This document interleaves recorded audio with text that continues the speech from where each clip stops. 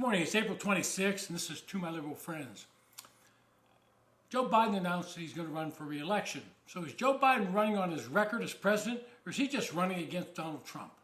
In his announcement speech, he did not enumerate any legislative accomplishments that he signed.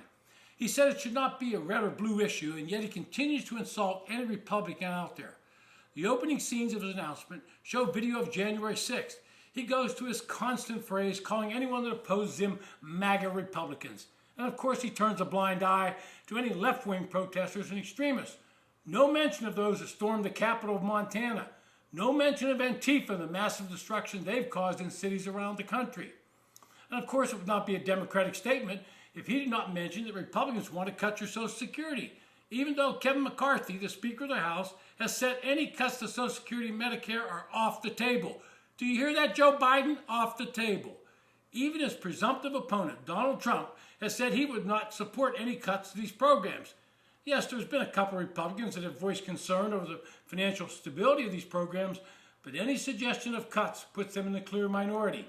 Should Joe Biden have to be identified with all of the crazy comments by Alexandria Ocasio-Cortez or the rest of her squad?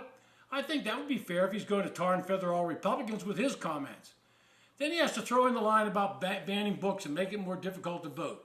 What he means is that you, as parents, should have no say in what your children are required to read. If the teacher wants them to read books about sex and masturbation in the second grade, then he's fine with that. On the voting issue, he makes a vague reference to the laws passed in Georgia. You remember the ones he called Jim Crow 2.0? The ones that allowed Democrats to win a Senate election and result in record voter turnout, record black voter turnout. That was a real job of voter suppression. He says he's still in a battle for the soul of America.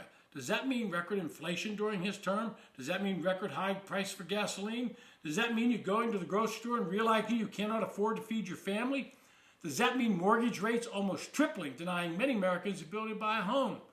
If that is the battle for the soul of America, then we're all losing while he hunkers down in the White House, refusing to answer a question from reporters because it would expose his mental frailty.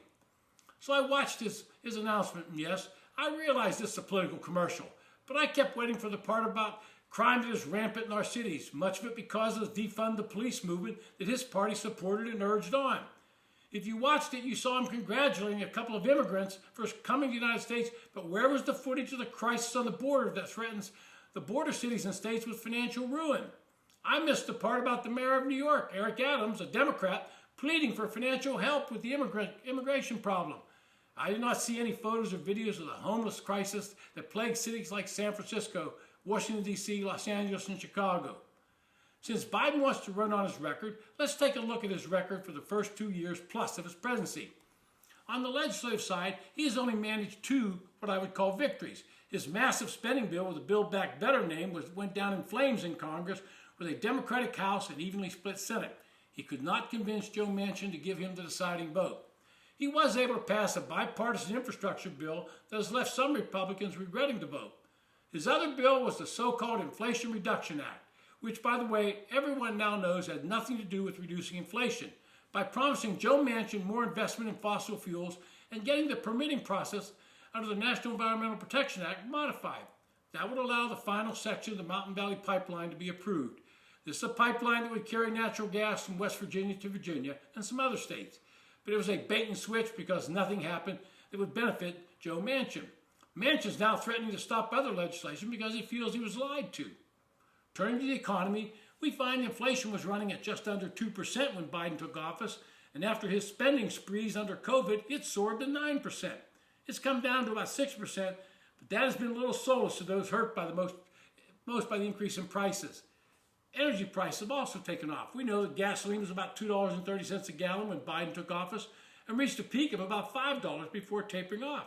It's now about $3.67 per gallon, but it's rising.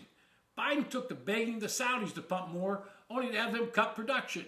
He then promised the dictators of Venezuela special consideration if they would increase production. At the same time, he's depleted the Strategic Petroleum Reserve so that in a real crisis, we could not rely on that supply.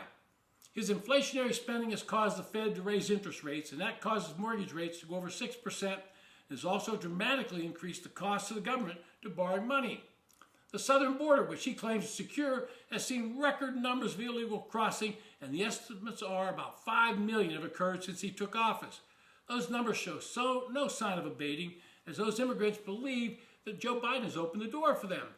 Crime is out of control in most major cities, and the lack of police resources, coupled with criminals being given a revolving door, is a major factor. Finally, the national debt is out of control at over $31 trillion.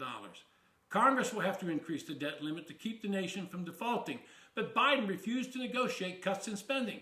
He wants to tax and spend and keep that debt rising.